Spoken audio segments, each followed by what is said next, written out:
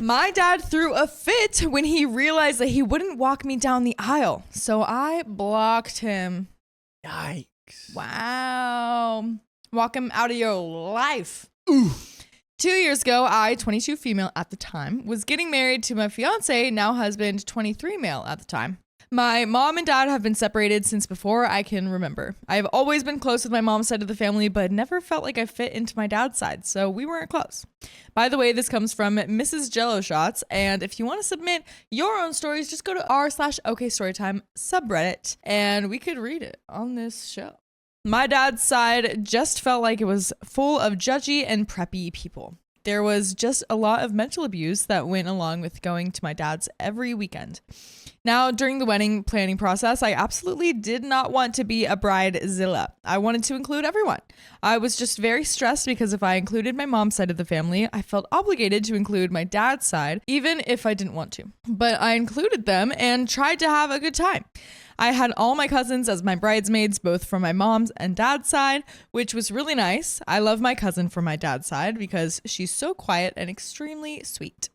When I went wedding dress shopping, I wanted to bring my mom, my grandma, mom's mom, and my two best friends. Although, again, I felt obligated to include people from my dad's side, so I also invited my other grandma, dad's mom, let's call her Nana, and my dad's new wife. My dad had gotten married to this woman, 23 female, a year before my wedding. Wow. Dude. A year older than her. Ugh. And 23. I'm your new mom. No, we went to the same kindergarten class together. Yeah. She's the same age as my now husband, so the whole situation is awkward. I invited them to feel included. I found my dress that day, and Nana stated that she was going to buy the dress for me. I was nervous, but accepted the offer because what excuse would I give? I didn't want her to pay for it because in the past, they wouldn't let me wear my senior prom dress I picked because I said I wanted my mom to do my makeup and not some professional that they wanted to hire. It took a lot of convincing and them literally standing outside my mom's house like guards for them to agree to let me wear the dress. So needless to say, I didn't want my dad's family to put a finger on my wedding dress, but my Nana paid for half the dress and we would pay for the other half on pickup. We left and I found out after from my two friends that apparently when I was picking the dress I wanted, my dad's wife said my dress had an ugly train and she couldn't believe that I would pick something like that.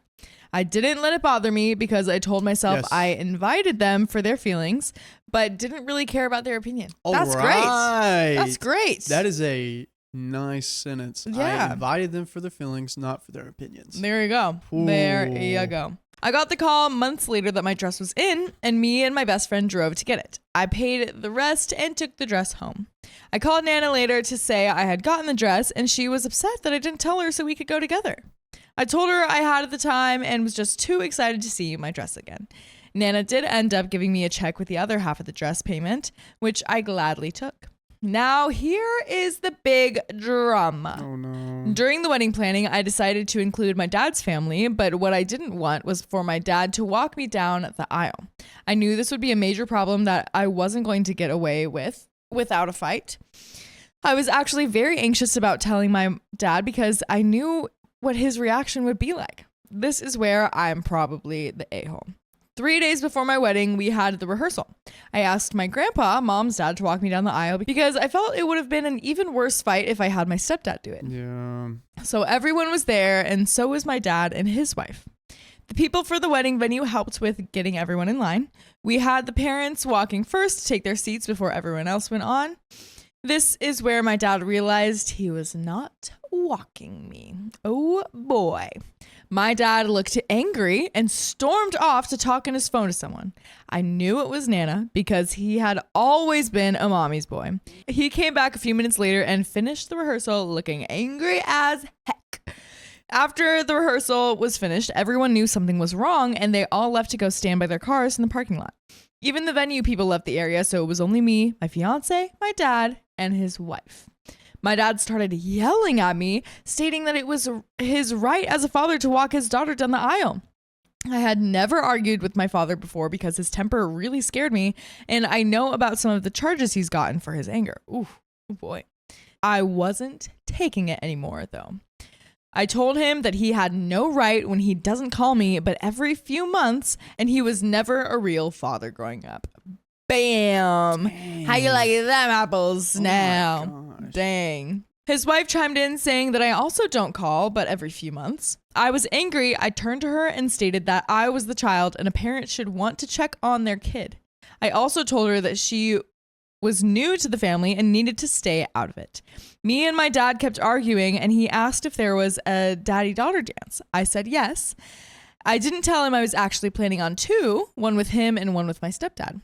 He told me I could cancel it because he wouldn't be in attendance, and also my grandparents wouldn't be in attendance. I told him that that was fine and that anyone that doesn't come doesn't deserve to be in my life anymore. My dad walked away and proceeded to leave with his wife. 3 days later, the wedding came. I was worried my cousin, my bridesmaid, wouldn't show up because I'm sure by now the fight had gotten around. But no, my cousin showed up with my aunt. No one spoke of the incident. Surprisingly, my grandparents did show up. I heard later that Nana was talking out loud in the audience saying stuff like, I can't believe she wore the dress I bought, and any other rude thing she could think of. What? One of my friends in the audience told her to shut up, and so did my grandpa. Let's go. That's great. They left after the ceremony, not saying anything to me, and my cousin and her family left during the daddy-daughter dance that I did with my stepdad. The wedding went on with no big drama. If you noticed, my dad and his wife did not show up. A few days later after the wedding, I blocked them on everything, and for over a year, I had no contact with anyone from that side of the family. I didn't block my grandparents or aunt and cousins because they did come, but still no one was talking to me. I didn't get any happy birthdays or Merry Christmases from anyone. Then I got pregnant, and now suddenly Nana started messaging me asking about how I was and that she loves me. No, do not let this woman crawl back into your life. I didn't really talk to her at first, but after talking to my husband, I decided I would allow our children the chance to see that side of the family. Since having my daughter, Nana has come over a few minutes to see her and even informs me a little about what my dad is up to. She says stuff to me like, maybe you should call your dad. Like I'm the one in the wrong. I told her if he really wanted to get a hold of me, there are ways like swallowing his pride and asking Nana to call on her phone. I know he'll never do it. But what I know is that we have full episodes of stories just like this one on Spotify, Apple Podcasts, or your favorite podcast app. Just search OK Storytime. Dude, I just don't understand why you would put your daughter through this. Yeah, I don't know. It just feels like, you know, Nana is probably more interested in having a relationship with this new granddaughter. New family member? Yeah, rather than the one that's pregnant with the new family member. I hate it when we read stories like this and it's just, you know, you did wrong. Stop. Yeah. It's just like so many double standards, so much, so little self-awareness. Yes. And yeah, it's just very frustrating and toxic, but there is a little bit more. Now, it's been over 2 years since I last spoke to my dad, and I just found out that he had another child with his wife, a little baby girl. Aww. Now, I'm feeling weird because my husband keeps telling me that one day this little girl is going to want to meet me. I don't know if I should slowly open up some communication between me and my dad so that not only for my daughter to get to know her grandpa, but for my half-sister to know me. So, am I the a-hole for cutting off communication, and should I try making things work? And that is the end of the story. Let us know what you think in the comments. Yeah. My thoughts, I know it's probably important for your daughter to have their grandpa in their life. Mm-hmm. Me growing up, my dad's side of the family wasn't the best, so we'd only see him like once or twice a year. Mm-hmm. I don't know. Having a relationship like with a grandpa is a great thing that, you know, everyone should have and deserves. But I mean, if this grandpa is not the best person, and you know, there's like, if you're afraid to like confront him about things and get him angry, then that's not really someone you would want around your kids. You know what I mean? So it's like, I think you probably know what the best would be for your child. So just go with that. You don't have to stick with like, oh, what should happen in a family, because there should be ways that a dad should act. Yeah. But that's not happening. You know what I mean? So you don't need to worry about all of that stuff, but definitely not the a-hole at all. At all. Not at all. And keep your child safe. Exactly. That's the end of that story. That's the end. We got some more coming up for you.